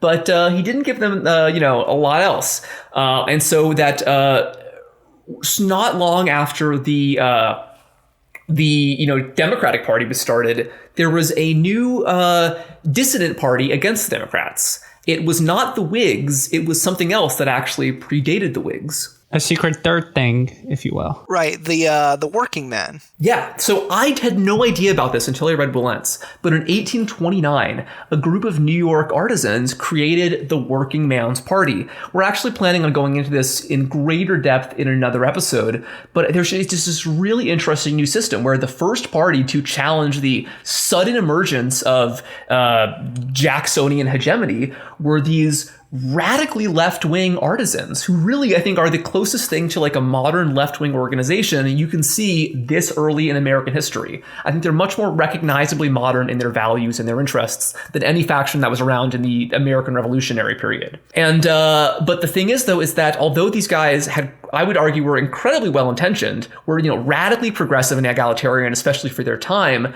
they were fundamentally fighting a losing battle. They were, in a sense, almost conservative because they were trying to preserve the artisan system against pressures to destroy it, against the early rise of capitalism. And they're, even though in many ways they look a lot like modern progressives, they had some different kinds of interests and values than people today. Like, you know, to tell us about the whole idea of producerism, Jackson, because I think this is really important to understanding 19th century politics. So in the same vein as the sort of point about America as like a worker state, American ideology at the beginning of the 19th century is basically based around producerism, right? That the country should be run in favor of producers. Now that's a different, broader idea than that the country should be run by the workers or the peasants or whoever. It sort of includes all groups of people that make something. That can be construed to mean different groups of people based on your political inclination, right? So if you are a sort of capital inclined person, capitalists are producers, right? Now in like our modern discourse, we wouldn't say that they're necessarily producers, but at the time they were thought of as like contributing a very like necessary thing to society, which is the sort of organization of and operation of industry. It's a new thing. It needed to be set up, and the capitalists were the ones that did it. So they were sort of, some people saw them as sort of worthy producers that should be, you know, supported and have a say in government. Whereas if you were anti-capital aligned, or sort of more skeptical of capital, those producers would be the sort of yeoman farmers, right? The people who go off onto the land, they own a little bit of it, and they are able to produce a surplus, and they improve the land, and they sort of do the yeoman dream, right? So American politics, especially in the early 19th century, are really based around, at least in discourse, who do you think are producers? Who is a real producer? And the sort of Democratic Republicans, especially as they become more the Democrats, they sort of hone in on this group of bankers and merchants that live in these coastal cities and are often sort of not, like we said, not Anglo-Saxon. They're the Dutch patroons. Exactly, the patroons. It all goes back to the riots against the Flemish. Literally, yes. They are bankers, right? They basically just move money around on, you know, sheets of paper. So they become a very popular target for this sort of producerist ideology, right? That these bankers don't do anything. A capitalist does something. They build a factory. But the bankers literally don't do anything. They just finance all of this. So they become an easy and early target for this producerist ideology. All right. Well, you know, I think what's so interesting and kind of tragic about the Workingmen's Party is that although they had this explosive emergence in New York City politics and briefly had a lot of real influence in the city, this influence was happening right when the rug was completely being pulled out from under the entire artisan class. And basically, most of the guys active in the Workingmen's Party, which was the artisan party. By the end of their lives, artisan life would be basically untenable in America. So I think, you know, Sam, you dug up some a really interesting early description about the transition from the artisan system to wage labor. Before we get into any, you know, long 19th century quotes, anything you want to say, Jackson, about how the artisan system slipped away, or maybe just, transformed into capitalist wage labor. The sort of transition from the artisan way of life to the sort of factory way of life, it sort of starts in sort of bits and pieces, right? Instead of going all the way from, okay, day one, we've got an artisanal sort of journeyman master workshop. The next day, we've got a full-fledged factory. It starts to get nibbled away at, right? So there's a rise, especially in places like New York, of these things called sweated workshops, right? Where artisanal processes and artisans are working, but some of their individual parts are sort of being simplified or being sent to outworkers, right? These people who work in maybe smaller shops or maybe even in their homes, against this sort of ideal of artisan sort of doing the whole project. So these are sort of the first undermining of the artisanal system. Some workshops are mechanized fairly early on, but most of them essentially remain the same thing as they were previously. But now they just have they've had a market logic imposed on them, right? They are simplifying the process, and they're trying to extract as much sort of surplus out of it as possible. And in places like England, which is talked about in E.P. Thompson's Rise of the English Working Class, the outworking weavers, like the people who work outside of the main workshops in these sort of outworking sweated workshops, they have their lives almost completely transformed and pretty much uniformly for the worse, right? Weaving goes from something that families would do mostly on their own time. They would do it with each other. They would have time for breaks. Now, it was still hard work. It was still stuff that they had to do all day, but they could mostly work to their own rhythm. They're being put more and more into actual workshops where they are put to outworking together, or they're having to complete more and more work in their homes at a more like breakneck pace, right? So right. No, and this is what Perrin talks about, the idea of like this kind of urban work being done in the countryside. This really freaked out people centuries prior, but now, especially in America, where there is no guild system, where labor power isn't as strong for the most part, this can happen. But of course, it happens elsewhere, because by the 19th century, guild as we know them for various reasons aren't really as strong as institutions as they used to be. So this can happen, and certain enterprising masters, they disregard the traditional cooperative ethos of the artisan system, and they begin doing things that really undercut their fellow artisans by, undercutting wages, by hiring children and women, which is, really good for, in some ways, kind of good for children and women. It's the working conditions are terrible, but it gives them economic power they didn't have previously.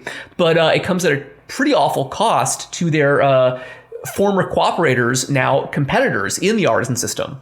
Right. It speaks to, I think, the artisan system's paternalism, which has both sort of negative and positive aspects to it, right? That there is sort of it's positive in that, we're all a family. We're all going to work together. Like, we're all going to work on this thing together in this sort of outworking facility. We will do this together as a family.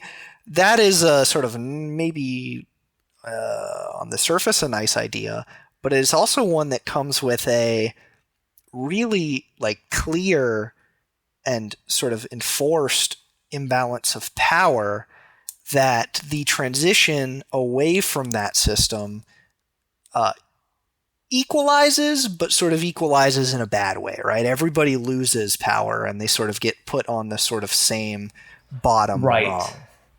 No, it's like just looking at it specifically from the perspective of like Irish Catholics in New York. Suddenly they go from being totally excluded from the economic system to now being a cog in the machine like anybody else. Because, Irish immigrants, they would not be allowed to become artisans, but they could very easily get a job in a factory. This was seen as kind of like shameful work compared to being an artisan. It was much more poorly paid work, but it was a real means of living for very poor people. So you know what? So now we're kind of getting close to the end of this now. I think what could be kind of fun is to let's like hear some descriptions of what this transition looked like to people experiencing it at the time. Often people who were honestly doing this transition. They were, they were the ones holding the weapon. And that included a certain Friedrich Engels, who really early in his career provided some really vivid illustration of the birth of wage labor as it was developing. Yeah, so Engels, he was famously, the son of a factory owner who became really woke and became involved in the nascent socialist movement and 1848 and all that stuff. And about a year before him and Marx actually sat down and wrote the Communist Manifesto, he wrote this different text that I think in some ways is superior as a political text to the manifesto, which is much more of a propaganda tract, where it's basically like a question and answer sort of format to like, what's the deal with communism? What do you guys stand for? And, he's tackling these questions that people living in the middle of the 19th century would be asking as they lived through this really great transition, one of which was, of course, the move from handicrafts, as he puts it, to capitalist manufacturing. So in answer to one of these questions, Engels wrote, quote, "In contrast to the proletarian, the so-called handicraftsman, as he still existed almost everywhere in the past 18th century and still exists here and there at present, is a proletarian at most temporarily. His goal is to acquire capital himself wherein to exploit other workers. He can achieve this goal where guilds still exists or where freedom from guild restrictions has not yet led to the introduction of a factory-style methods into the crafts, nor yet to fierce competition. But as soon as the factory system has been introduced into the crafts and competition flourishes fully, this perspective dwindles away and the handicraftsman becomes more and more proletarian. The handicraftsman therefore frees himself from becoming either bourgeois or entering the middle class in general, or becoming a proletarian because of competition, as it is now more often the case, in which case he can free himself by joining the proletarian movement, i.e. the more or less communist movement." Yeah, no, I think it's very fair. Like, hey, man, yeah, you're an artisan and it's not working for you? Great news. You can start a revolution. Yeah. It's going to go great. Yeah, buy my pamphlet. I know. But look, yeah, it's the thing though. It's like, in that context, that's what you had to do. Obviously, things didn't go that way. But no, it's like he's certainly not wrong in his prescription of advice. It just that wasn't really a practically available solution for these artisans being sorted downward into proletarian status. Instead, there was this kind of slow, unpleasant shift across the 19th century where all of these journeymen and apprentices who set their entire economic hopes on becoming a master artisan, a master craftsman, realized this kind of life was no longer going to be possible. Like we mentioned, this is what impelled so much westward expansion. It also led to a lot of political tensions in the cities now that these guys could vote. I think that we probably should not get too deep into electoral politics because this is something we want to talk about maybe in a future episode, like early left-wing American politics, basically. But there were really interesting clashes between artisans and the Democratic Party, the party which they had previously supported. But the short of it is that although these artisans really desperately tried to maintain their historic privileges and really their way of life, their this like generally cozier, safer system than wage labor, they absolutely would fail. And I think that one of the biggest reasons why they would fail is that even before the rise of industrial machinery, you begin to see these what they call the factories without machines, which are just so efficient in their production of goods that the skilled artisans really just have no means of competing with them. Right, the so-called bastard workshop. Yes, which is a great name, dude.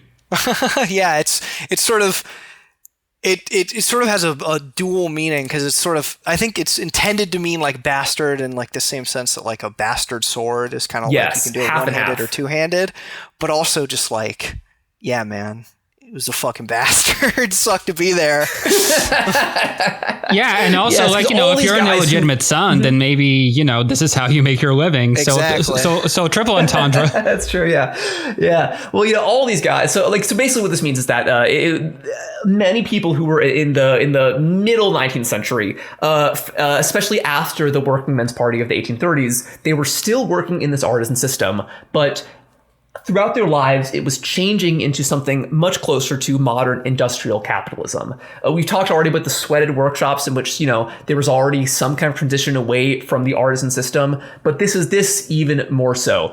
So basically, Jay Jackson, you did all the research here. Please, you lead us away. Tell us about the bastard workshop and what it eventually turned into. Yeah, right. So we talked about the sweated workshops as sort of these early attempts to impose a sort of proto-Fordist sort of assembly line character on artisanal work. The bastard workshop, as it sort of finally comes to fruition in the middle of the 19th century, they were sort of places where artisans who had once done that sort of traditional artisan work, where they would direct their own work from start to finish, work on it, for a somewhat healthy sum, but not exactly a sort of outrageous profit. They had fully become broken and sort of this market logic imposed on them. They are still journeymen. They are still artisans. They still conceive of themselves as artisans. They haven't quite really acclimated themselves to being proletarian yet, but they are, they have their pace of their work has been upped. They're sort of working on piecemeal products.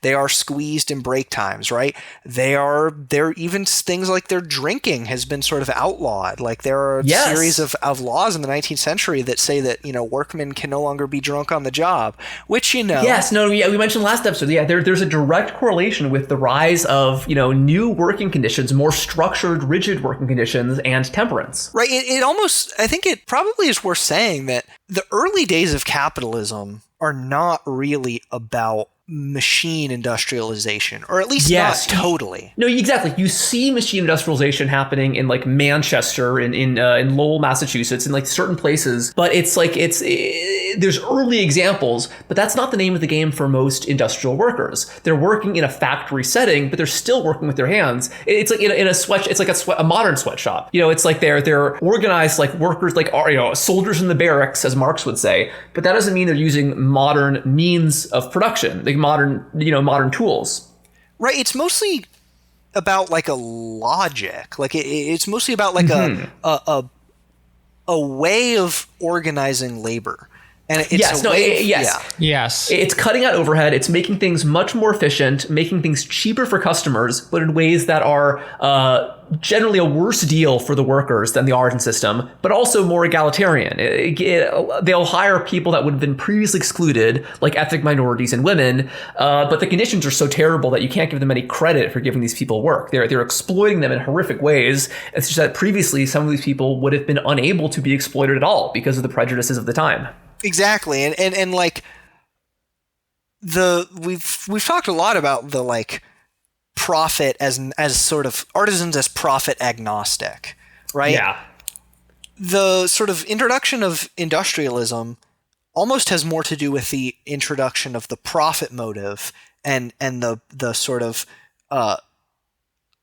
expansion of industry towards profit at all or at least most costs. Yes. That is the real sort of change, is sort of the if you want to think about it in the terms of chance democratic, the American Revolution sort of unleashes this market profit driven idea, but also, mode of production and sort of class, these merchants and these large landowners to a lesser extent, although they also operate under a profit motive. These guys are in the seat. They're in the driver's seat after the American Revolution. That logic is imposed. The bourgeois logic is imposed on the artisan system. And as a result, it transforms it away from this sort of, okay, I'm going to get up and, I'll do a little work, then I'll go get drunk, then I'll, do a little more work, then I'll read some Hamlet, then I'll do a little more work, then I'll read the Bible, then I'll go to bed. That goes away, and it's 8 hours on, break, 4 more hours on, go home. No, right. And I think there's no question that profitability increased massively with the rise of these, factories without machines. Like the people involved became just fabulously wealthy, and a lot of them were often like young guys. Kind of interesting. Like I think we'll mention him I think in a future episode, but both Robert Owen and his father-in-law both got started quite young. They were these enterprising young artisans who realized, wait a minute, if I just save up a little bit of money, I can set up a totally new kind of workshop. I'm breaking all the rules here, but it's going to make me really rich. And so there was clearly this increase in profitability, but I think a bigger open question is, did this kind of new system lead to an increased standard of living for the urban poor in any of these cities? Many kind of what they would call Whiggish historians would argue, yes, absolutely. The development of capitalism was this not a necessary evil, a necessary good that liberated people from the impoverishment of both rural life and urban slum life, and brought them to these like cheaper goods, higher wages. But a lot of historians with more of a Marxist bent think that's very much not the case. Right. I think that E.P. Thompson and Making of the English Working Class, as well as my, goat that I am pouring honey on, Eric Hobsbawm, they have not uncontroversially, but I think personally pretty convincingly argued that yes, industrialization and especially sort of this transition to capitalist production did in fact bring about higher real wages as well for the workers, even the workers, the sort of classical sort of bedraggled proletarians in these sort of bastard workshops. That yes, it did in fact make their real wages higher. That is an empirical truth that no one will really argue against too forcefully. However, I think they have argued pretty convincingly that doesn't really tell the whole story, right? The loss of freedom and self-direction of especially working men, but also working women that were working in the home, we've already talked about, but was certainly sort of widely felt. The amount of work that someone could do sort of decreased, especially if you were an artisan, right? Now your job can be done by all these different sort of people that have to do less and have to know less to do it. So the amount of work on offer sort of decreased. And then the stability of employment, if you could find it, also just really sharply decreased, right? Things were a lot more hand to mouth. Things were a lot less certain. They sort of traded this sort of steady but low quality of life for a potentially higher a real wage, although yes, that is sort of, but they traded that for less stability. And I think a huge difference between European versus American economic development here is the fact that in America, if you were really dissatisfied with urban life because of these changing conditions, you could always risk it out west. That wasn't so much of an option if you were an English worker. Maybe you could, do your own settler colonialism in Australia, but for the most part, the existence of America as a colonial entity, a settler colonial entity, had a really different effect on labor because there was always a way out. You could try a new life for yourself. Although the ironic thing is that well, it also had that same effect on English labor. Also, I mean, hell, back in those days, New York was teeming with Englishmen who thought that maybe they could make a better living for themselves in America. I think what's interesting about Wilentz is that there were a lot of recent British immigrants, not just Irish Catholics, but like English and Scottish Protestants living in America who experienced surprising amounts of prejudice because of like lingering bad feelings about the American Revolution and then the War of 1812. But because they were like a half a generation ahead in their capitalistic development, they were coming with new ideas. They were like often these English immigrants and Scottish immigrants were very eager to basically become capitalists. But on the flip side, many of these British immigrants had understood how to resist capitalism as it was developing. And one thing that Wilentz points out that I thought was really interesting is it appears that strike tactics as we know them were imported to America by British immigrants who had previously led with wildcat strikes against these kinds of factories without machines. And that's there was one organization, this artisan anti-capitalist group known as the Black Cat, from which some modern anarchist groups take their name. That was this British import, because just as the techniques of capitalism were developing, the tactics of capital, the tactics of the emerging bourgeoisie, the tactics of the emerging proletariat were coming to be as well. And I think that's pretty cool. I think we're going pretty long here. I think that we're kind of reaching the end of this. I'll let you share any more thoughts you have, Jackson. But I think one thing I think is really important to understand, and what really ties all this together, is that both the working class and the capitalist class, the two classes that define global society today, they both come out of this same medieval artisan system. They are both Mercurian. They have some similar values and similar tactics, and they both develop at the same time. And I think that looking at 19th century cities are so interesting because they're simultaneously centers of capitalistic organization and centers of proletarian working class organization and artisan organization. First, you have the 1830s Working Men's Society, this radical artisan group. And then a couple decades later, you have American Marxists forming their own societies in 1860s New York.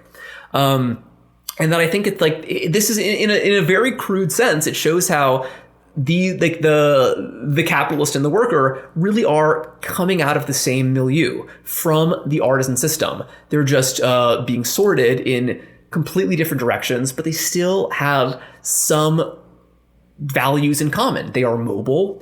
They're not bound to older ties necessarily of kinship. They might have different senses of honor. And there's this great sense of intellectual independence, which I think is fundamental to being an urban Mercurian. And one thing that Slezkine is totally right about is that we are all Mercurians today. The rules of the city are now the rules of the entire world. This was not the case at all until capitalism became hegemonic. And this was not at all the case until quite late into the 19th century. Right. And I think your point about the sort of the modern world being born out of the city, or the modern world being born out of, maybe it'd be more correct to say, the sort of imposition of the city Mercurian logic on the entire world. Yes. Yeah.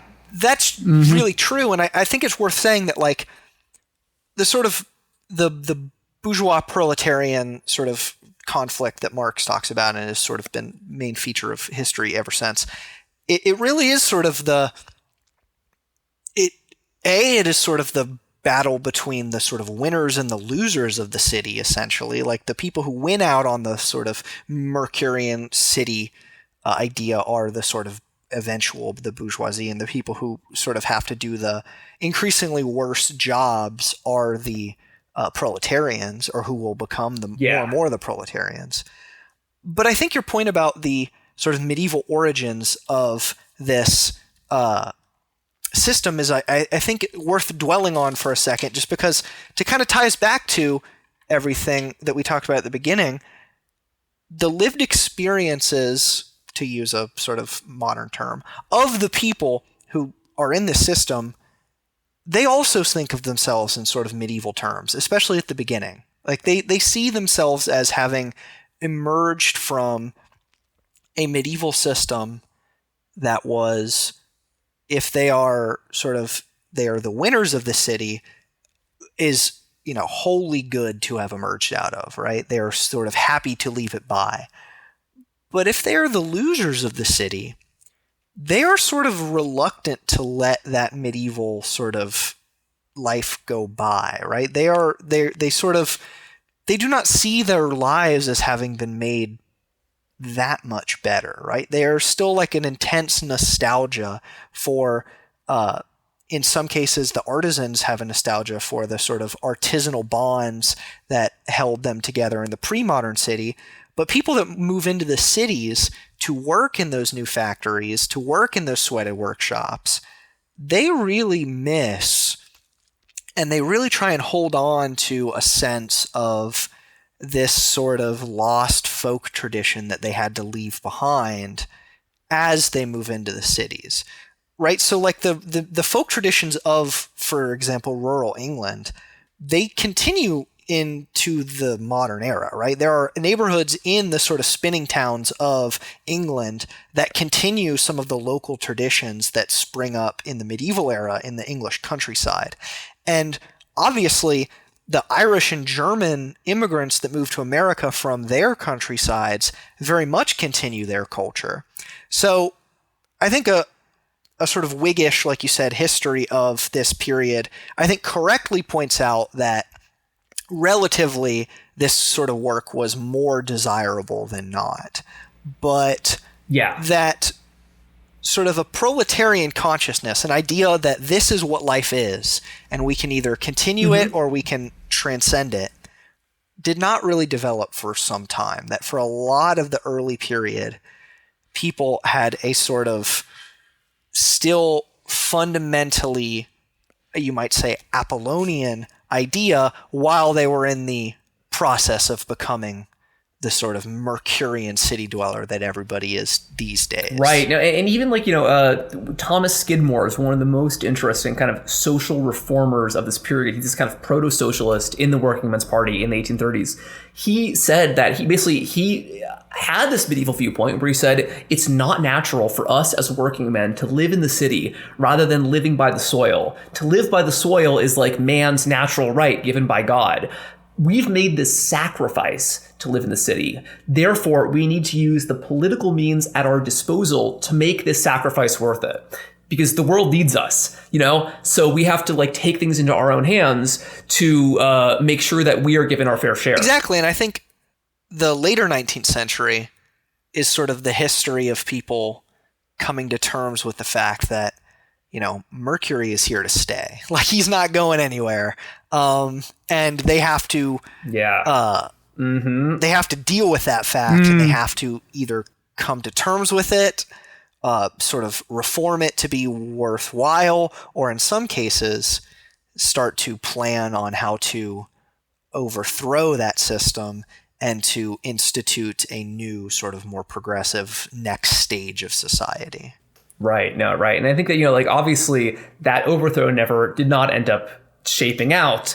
Even though capitalistic society has changed so much, I think that everybody kind of agrees, even people who are anti-capitalistic, they broadly agree that the logic of Mercurianism should stay with us and is, worth preserving, because that same logic of the capitalist class is also the logic of the working class today. It's, considerations about independence, about personal growth, about self-improvement, a different kind of sense of familial obligation, a more modern sense about providing for your family rather than your children providing for your bloodline.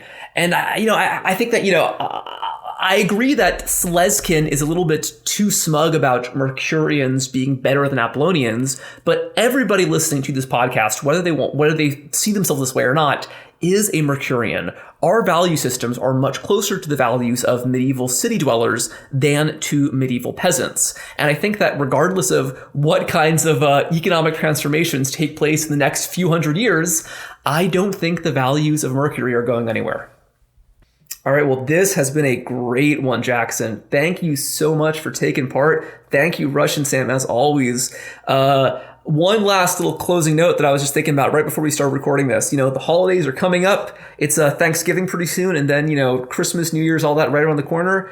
I think that our listeners, everybody, at least if you live in the US or Britain, you're probably going to have some exposure to A Christmas Carol this year. The great little short story by Charles Dickens that's made him so immortal by so many films. Take a look at it with a more, let's say, more Mercurian eye this year, because that's a pretty interesting story, because it's the only popular narrative that's arguably about the development of capitalism. You can see across the course of the story, as you go through Scrooge's life, the fall of the artisan system and the birth of wage labor, the transition from Fezziwig to Uncle Scrooge. So I would encourage any listeners to do that this holiday season. And look out for sort of ending Scrooge, possibly inventing Owenism with his sort of more kind-hearted approach to his enterprise. Yes, that's right. And I think that's a great little nod to an upcoming episode. All right. Well, thank you, Jackson. Thank you, Russian Sam. All right. Bye. Stay mercurial. Every morning at 4:30, you hear the cooks hop on the floor. It's hard times in the mill, my love, hard times in the mill. Every morning just at 5, gotta get up, dead or alive. It's hard times in the mill, my love, hard times in the mill. Every morning right at 6, don't that old bell make you sick? Hard times in the mill, my love, hard times in the mill. They steal his ring, they steal his knife, steal everything but his big fat wife. It's hard times in the mill, my love, hard times in the mill. My bobbin's all out, my end's all down, the dauber's in my alley and I can't get around. It's hard times in the mill, my love, hard times in the mill. Every night when I go home, a piece of cornbread and an old jawbone. It's hard times in the mill, my love, hard times in the mill. Ain't it enough to break your heart? Have to work all day and at night it's dark. It's hard times in the mill, my love, hard times in the mill.